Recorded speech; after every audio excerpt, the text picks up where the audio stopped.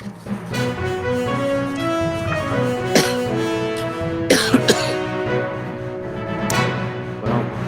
it says I'm alive. That's counting as allergies. So we got a little bit of news here. 60 Minutes with uh, Taylor Green said it was down 33%, but one of them said it was really watched. I like what she says. I think she needs to be a little more polished on how she says it. But she's, I believe, truly a conservative, and I'm between a conservative and a libertarian. I'm gonna tell you something. I've been thinking about what the liberals really dislike um, about conservative candidates. Well, it's widely perceived that they are against people that believe in the flag, the right to bear arms. Uh, Parents have a right in school, but I think if that's is just a secondary reason. They are against good executives. Why? Reagan was a good executive. Donald Trump was a superb executive. Um, Jack Kennedy was a good executive because they identify problems before they actually fester and come to light, and they take corrective action. And these woke mobs, they just don't want corrective actions. They like chaos. They like Americans living paycheck to paycheck. But all this is going to change. Former President Donald Trump has widened his lead over his rivals. He's up over about 60%. He's raised $8 million in just a few days. So this is going to come to a head. Now, there's an old adage that rats get off of a sinking ship. Well, smart rats get off of a sinking ship. But the dumb ones, the ones involved with woke and all this, they'll ride the sinking ship down to the bottom of the ocean. Representative Crenshaw feels we need armed guards in the school. Uh, well, that's a given, but we need to take advantage of some technology. It's a tendency if people want to go out and smoke and they leave a door open. And you're not allowed to do it in a movie theater on fire doors. So that law could be strengthened. And they could, the government could, the federal government could insist schools in putting up a certain type of alarm if a door is left open, say no more than 20 seconds, 30 seconds, the alarms would go off and children would go into a lockdown. They could also fix those cameras such a way that if people approach the doors from the outside, it would set some kind of alarm off. Um, Finland on Tuesday is set to become the 31st member of the North Atlantic Treaty Organization, NATO, the largest military alliance in the world. Well, Finland, to their credit, remembers history. They remember the Second World War. They remember what dictators do when they get hungry for land.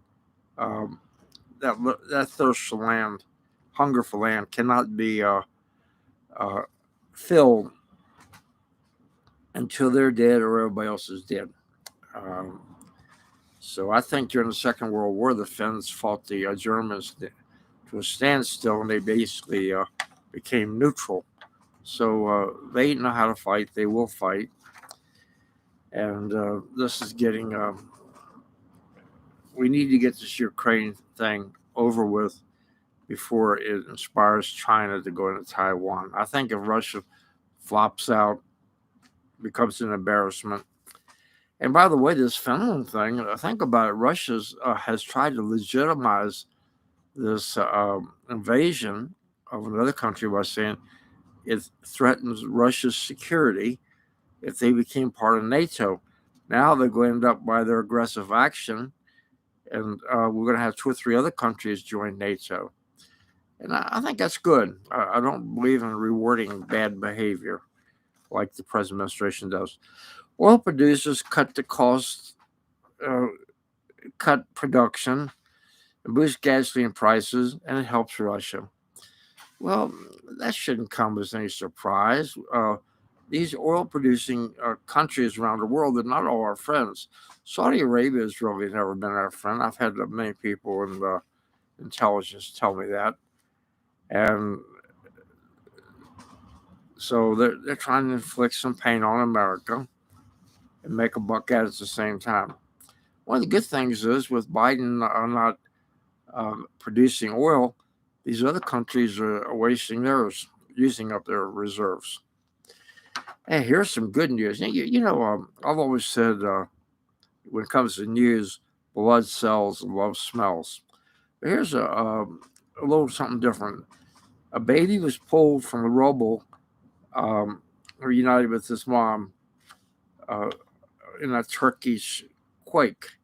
And 54 days after that, I repeat, 54 days. I didn't know a person could live that long without food and water, but the Lord loves babies, so maybe he helped out a little bit here. Now, 4 people were found dead outside of the beachside resort in Cancun Monday as deadly violence continues to plague the country. Well, obviously, the drug lords is running that country, and the Mexican authorities should straighten this out. Now, Polish MiG-29 fighters jets arrived in Ukraine. Warsaw confirms. And that's good. We need to assist these people. If they can fight the Russians to a standstill, then it won't be necessary for us to do it.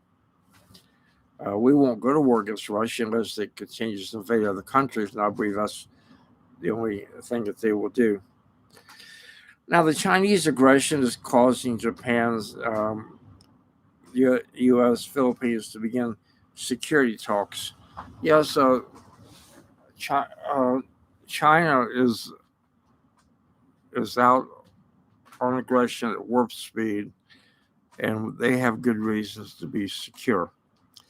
Finally, I want to finish up by letting you know we've been adding Happy Trails to the West. I really like it when you go and look at it, and I'll try to do better for you. I think next one I've been kicking around the back of my head is going to do it on Teddy Roosevelt. He was sometimes called the Cowboy president.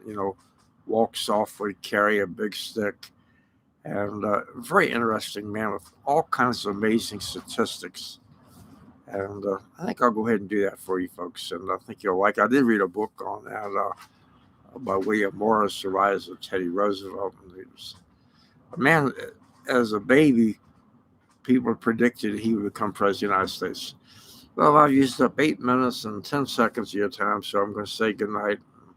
Hope you live as long as you want and never want as long as you live.